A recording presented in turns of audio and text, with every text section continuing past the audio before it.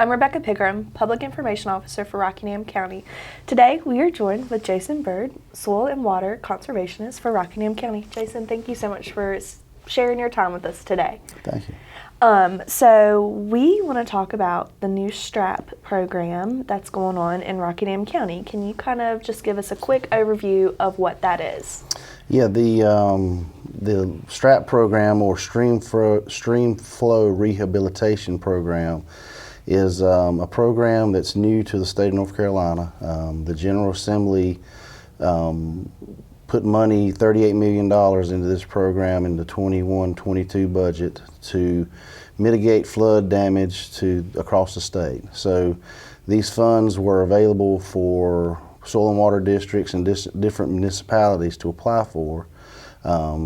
Rockingham Soil and Water Conservation District applied for over $2 million and received $500,000. So we got a very generous allocation to the county, and we have located 6 sites that we're going to start on. We've contracted these sites, and just wanted to give some further information about that process. So. Perfect.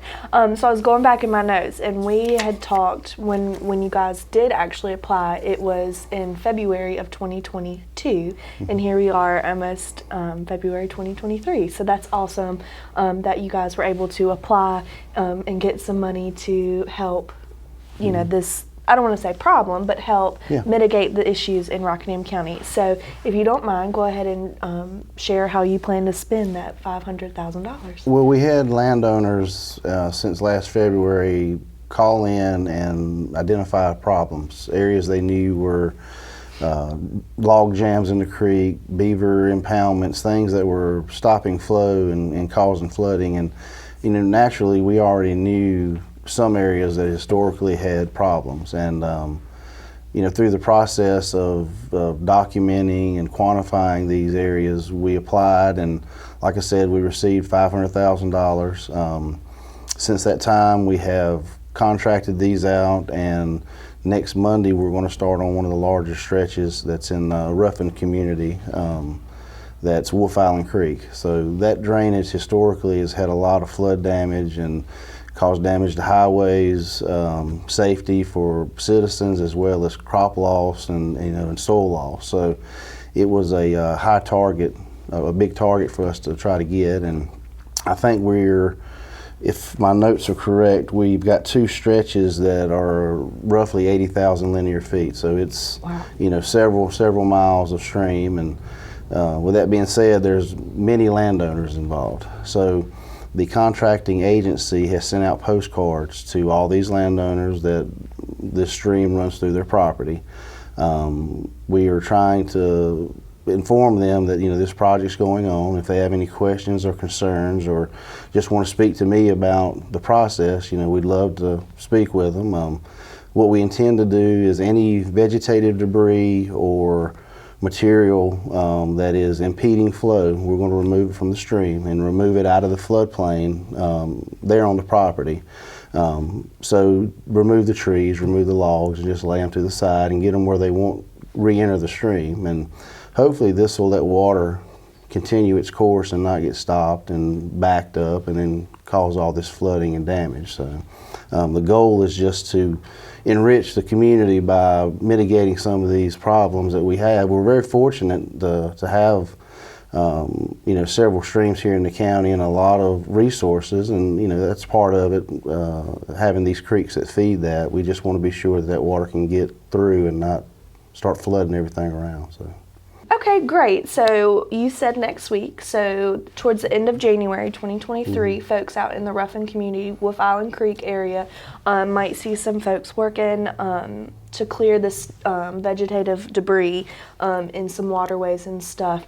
I know you said there's 6 sites. Where else in the community and when else can those people start seeing some of those waterways being clear? Tentatively, we plan to complete all the projects from now through the end of, say, July, August. So that's our scheduled timeline. Now, we all know we have to work around weather and different things, but The projects are stretched out across the county from Madison area, Eden, the edge of Reevesville into Ruffin. So pretty much across the county. And the ones that we were most concerned about are those longer stretches. So in the Ruffin community, Wolf Island Creek and Lick Fork Creek, which is another large drainage, had a lot of debris. So those are going to be the ones that take the most time, but we still anticipate over a 3-week period we're going to be able to